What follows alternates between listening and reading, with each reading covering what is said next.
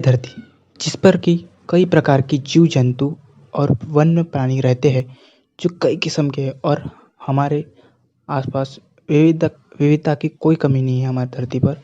लेकिन क्या आपको पता है कि ये सिर्फ 1% है जो हम देख रहे हैं और बाकी 99% आबादी जो धरती पे कभी मौजूद हुआ करती थी, चाहे वो छोटे से छोटे प्राणी हो या फिर एक भीमकाय विशाल डायनासोर्स हो, ये कभी हमारी धरती पर रहा करते थे लेकिन आज विलुप्त हो गए। इनके पीछे का कारण है वो 5 मास एक्सटिंक्शंस जिसकी वजह से धरती, पानी और आकाश में से इन जीवों का सफाया हो गया। इस वीडियो में मैं आपको इसी के बारे में बताने वाला हूँ कि 5 मास एक्सटिंक्शन कब हुए और इनके पीछे का रीज़न मैं आपको बताऊंगा कि हम दरअसल 6 मास एक्सटिंक्शन के तरफ बढ़ रहे हैं जिसका कारण कोई क्लाइमेटिक चेंज या फिर एनवायरमेंटल चेंज नहीं होगा, बल्कि हम खुद इंसान होंगे जिसकी वजह से धरती एक बार फिर से अपनी विविधता को खो देगी। तो लेट्स गेट स्टार्टेड।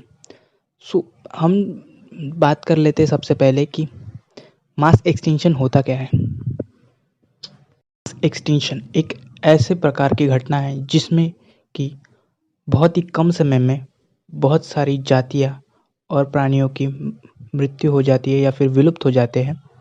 इसे मास एक्सटिंक्शन कहते हैं। हमारी धरती पर आज तक 5 मास एक्सटिंक्शन हुए हैं जो कि क्रमशील कुछ इस तरह से है। पहला mass extinction, first mass extinction.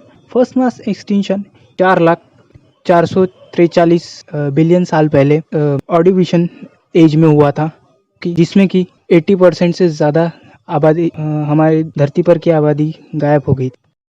Devonian जो कि दूसरे नंबर का मास एक्सटिंक्शन है जो करीबन 360 लाख साल पहले हुआ था और ये इस मास एक्सटिंक्शन में हमारी धरती पर के 75% तक की पूरी आबादी गायब हो गई थी। अब बढ़ते हैं मास एक्सटिंक्शन 3 की तरफ। मास एक्सटिंक्शन 3 का नाम है पेरेमिनिया एज में हुआ था और ये मास एक्सटिंक्शन 250 लाख साल पहले हुआ था। ये दुनिया का सबसे बड़ा मास एक्सटिंक्शन है क्योंकि इसके अंदर धरती पर की लगभग 96% यानी 96% तक आबादी गायब हो गई थी। और फिर आता है चौथा मास एक्सटिंक्शन जो कि टिरैसिक एज में हुआ था, जो कि आज से 201 लाख साल पहले हुआ था। इस मास एक्सटिंक्शन में धरती पर की 80% से भी ज़्यादा आबादी गायब हो गई थी। क्रीटेशियस एज में ये दरअसल 65 लाख साल पहले हुआ था। ये मास एक्सटिंक्शन में 76% तक स्पेसीज गायब हो गई थी। अब ये फेमस बहुत था क्योंकि धरती पर से डायनासोर का खात्मा हो गया था। खैर ये सब तो नैसर्गिक प्रक्रिया थी जो भी 5 मास एक्सटिंक्शन हुए ये नेचुरल फिनोमेना की वजह से हुए। पर जो 6 मास एक्सटिंक्शन है वो शायद इंसान ही करा दे, क्योंकि अभी तक दुनिया में इंसान की वजह से बहुत सी स्तनधारी जानवरों और पक्षियों और बहुत से एम्फिबियंस और रेप्टाइल्स का जो स्पेसीज है वो एक्सटिंक्ट हो गया है।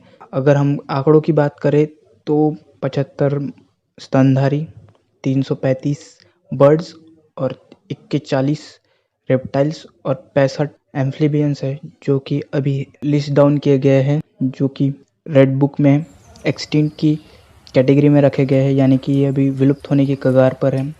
अगर मास एक्सटिंक्शन होता है तो इससे हमारी धरती पे क्या असर होता है? धरती पर इसका बहुत बड़ा इम्पैक्ट पड़ता है जब भी मास एक्सटिंक्शन होता है, क्योंकि आखिरकार हर कोई हर किसी पे डिपेंडेंट होता है। जैसे कि घोड़ा घास को खाता है, घास को घोड़े को कोई और खाता है।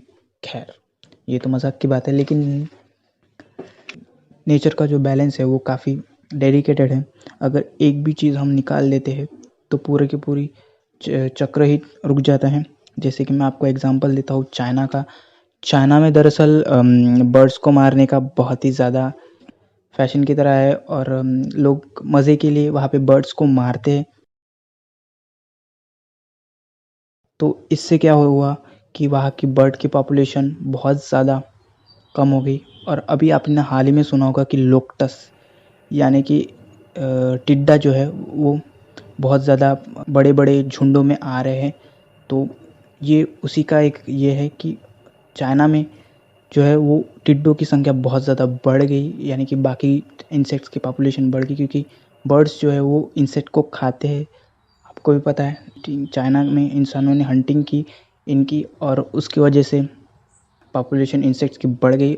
और आपको बता दूं कि एक टिड्डा कम से कम 35,000 लोगों का खाना खा जाता है। तो आप सोच सकते हैं कितनी बड़ी तबाही हो सकती है अगर एक भी चीज़ हमने इकोसिस्टम में से कोई भी प्राणी को निकाल दिया या फिर कुछ इंसिडेंट हो गया, तो उसकी जो रिलेटेड जो और चीज़ें होती है जो जिसकी वजह से बैलेंस होता है वो पूरी तरह बिगड़ जाता है। सो हे गाइस, आज के वीडियो में बस इतना ही।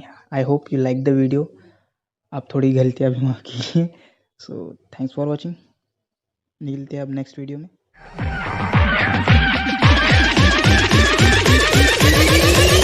I have you now.